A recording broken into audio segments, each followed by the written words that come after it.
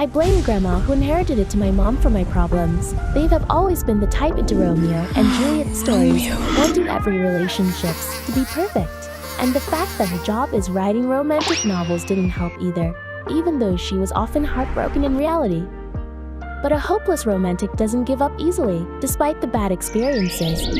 You continue to believe that one day true love really will conquer all. So, I grew up reading classic romantic novels, love at first sight, and happily ever after. That's what the stories told us it had to be true. And me and my mom won't stop until we prove that it is.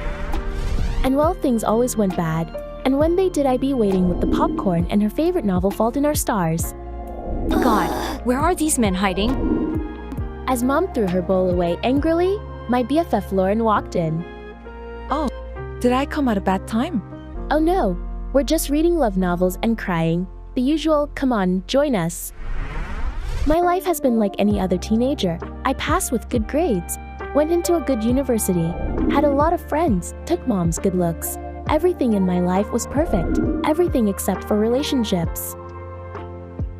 Like there was Matt in freshman year, who was the one, until he all of a sudden decided that he was gay, or Josh, who 100 hours after we started dating decided to move to another country. And most recently, Mark, who suddenly told me he was becoming a priest and couldn't date girls anymore. I don't get it. These guys seem to like me, and it's going great. And then few days later, I don't know what happens. They go out with you because you're pretty and cool, and then you lose your mind and drive them away. What am I doing wrong? Oh, I don't know. How about when Matt saw your Photoshop wedding pictures with him although you were dating for hardly 3 days? Or Josh, you stared into his eyes and said you could see his soul? Or Mark, you sang a song for him at his sister's wedding you weren't even invited to. I just wear my heart on my sleeve. You come on too strong, and you always pick the wrong guys. They look like your dumb idea of Prince Charming, and they're exciting, but they're not right for you. Okay, but look at this guy I bumped into at the coffee shop today. He asked me out. Loren immediately set a calendar alert for 100 hours. What's that for? When you guys break up. This time it's different. I'd love to be wrong about this, but she was never wrong. 100 hours, like clockwork. The end. And I would scream into my pillow and swear off stupid boys forever till the next one, of course.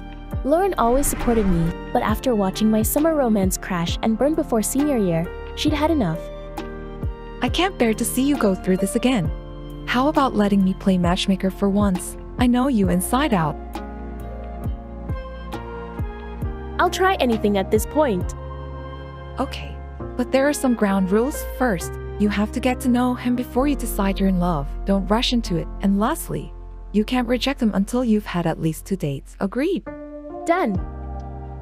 We wrote it into a contract and signed it. Loren was taking her research very seriously, and I was looking forward to what she found. But that Friday, I came to the locker rooms after the class. I was full of energy and excited to see what Prince Charming she would choose for me. So I started listening to music and fantasizing about my dreamy date.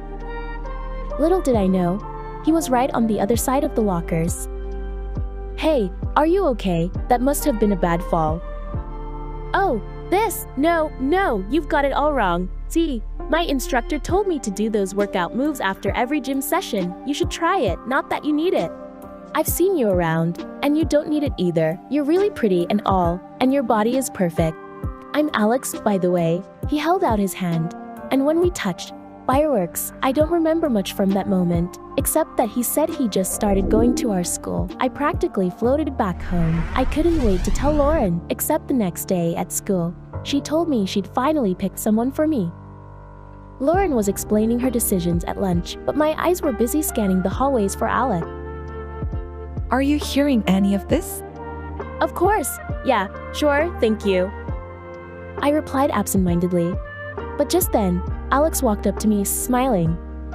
Hey, I was hoping to run into you. Think you can show me around later? He asked. I would love to, I replied, feeling my heart race as he walked away. Loren turned towards me angrily. What do you mean, you would love to? You have to go with the guy I picked. You signed a contract, remember? I know, it's just that I can't. Can't what? I can't hear you. I finally admitted. Okay, fine, Loren had picked out this guy.